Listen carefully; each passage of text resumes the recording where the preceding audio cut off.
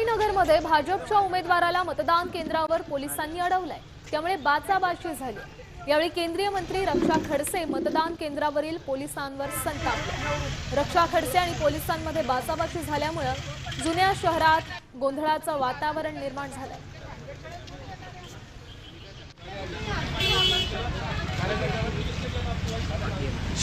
बाजूला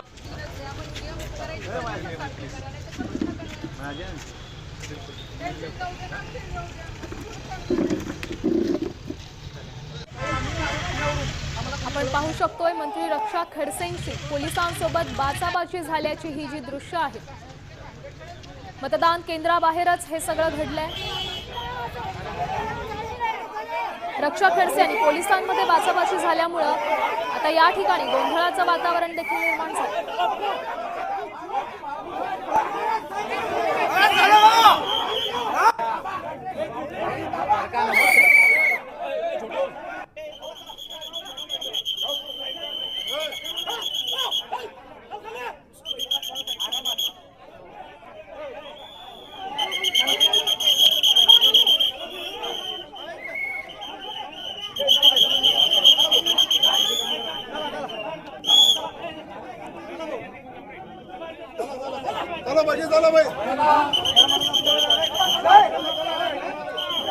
या संदर्भात अधिकची माहिती देत आहेत आपले प्रतिनिधी संजय महाजन।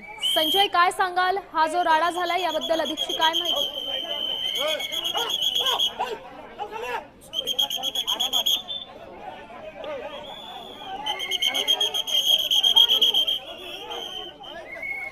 संजय, आमचा आवाज तुमच्यापर्यंत पोहोचतोय का? मुक्ताईनगरमध्ये जो राडा झालेला आहे, रक्षा खडसे आणि पोलिसांमध्ये बाचाबाची झाल्याचं कळतंय, त्यामागचं नेमकं कारण काय?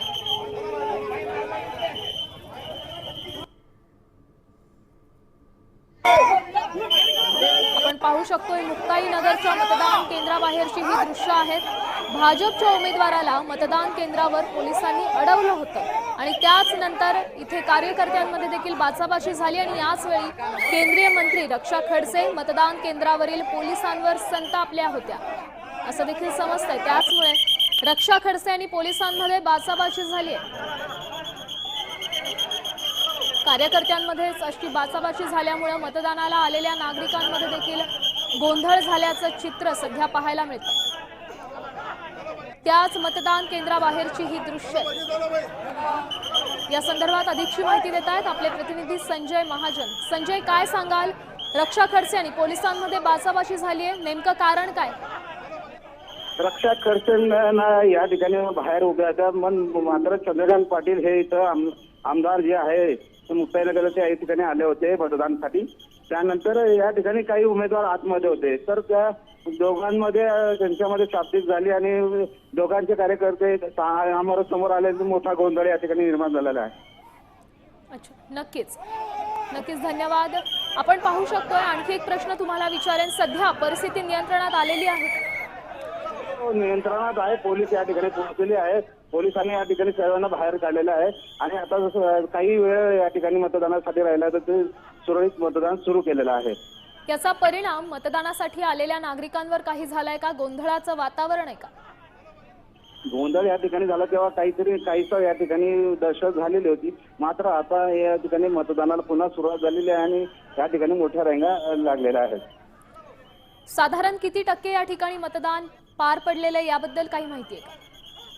आज संध्याकाळपर्यंत बरंच मतदान या ठिकाणी झालंय, पण काही मतदान या ठिकाणी राहिलं होतं, त्यामुळे या ठिकाणी गर्दी झाली, पण आता अजून जो आकडा पाहिजे तो आलेला नाही आहे। जी, नक्कीच धन्यवाद संजय दिलेल्या या सविस्तर अपडेटसाठी। देश विदेशातील प्रत्येक घडामोडींचे लाईव्ह अपडेट मिळवण्यासाठी आता साम टीव्हीच्या सर्व सोशल मीडिया प्लॅटफॉर्मला लाईक, फॉलो आणि सबस्क्राईब करा। तसंच सर्व नोटिफिकेशनसाठी बेल आयकॉन प्रेस करायला विसरू नका।